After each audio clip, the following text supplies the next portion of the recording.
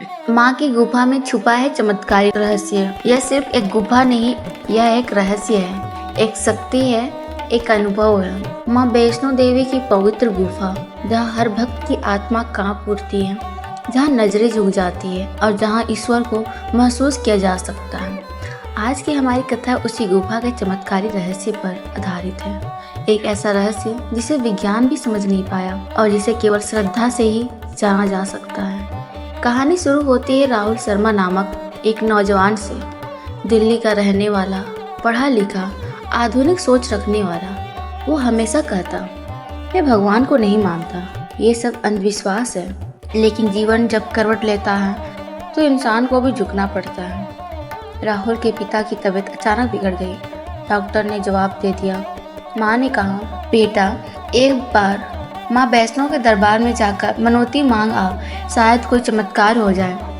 राहुल ने ना चाहते हुए भी कहा, ठीक है माँ, अगर आपको सुकून मिलेगा तो मैं चला जाऊंगा। कटरा पहुंचते ही उसकी यात्रा शुरू हुई। चढ़ाई उसके लिए सिर्फ पहाड़ नहीं थी, वो उसकी सोच की परीक्षा थी।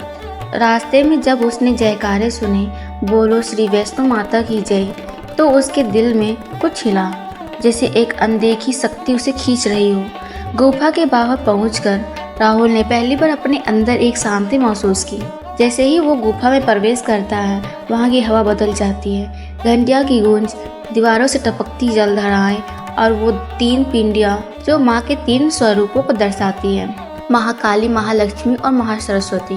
परंतु उस दिन कुछ खास हुआ। जैसे ही राहुल ने पिंडियों के सामने सिर झुकाया, उसके सामने एक तेज प्रकाश फैला, आंखें बंद होने लगी और एक ध्वनि उसके अंदर गूंज उठी, तू नहीं आया, मैं तुझे लाई हूँ, तुझसे कुछ कहना है। राहुल हक्का बक्का रह गया। ये कोई सपना नहीं था, उसने अपने भीतर एक वास्तविक उपस्थिति महसूस की। उस रात राहुल ने वहाँ एक सेवक से बात की।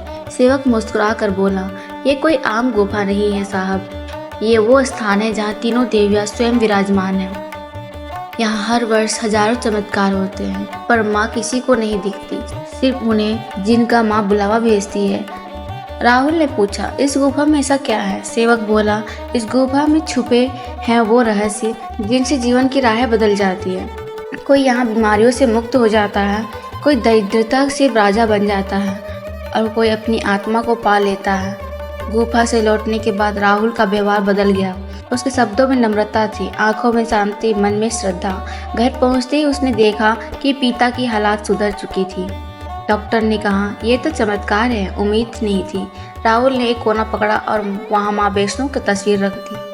अब वह हर दिन माँ के नाम की ज्योति जलाता और धीरे धीरे उसकी सोच भी बदलने लगी। माँ की गुफा में छुपा हुआ रहस्य कोई वस्तु नहीं, वो है एक अनुभूति।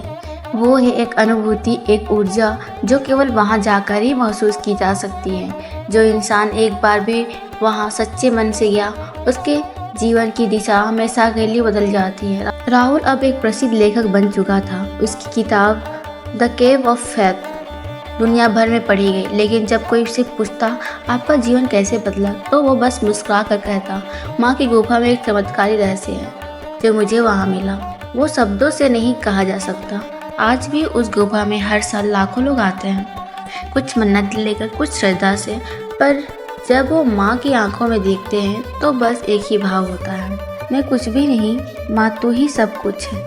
अगर आपको कभी माँ का बुलावा मिले तो संकोच मत करना, क्योंकि उस गुफा में वो शक्ति है जो आपको वो दे सकती है जो दुनिया नहीं दे सकती।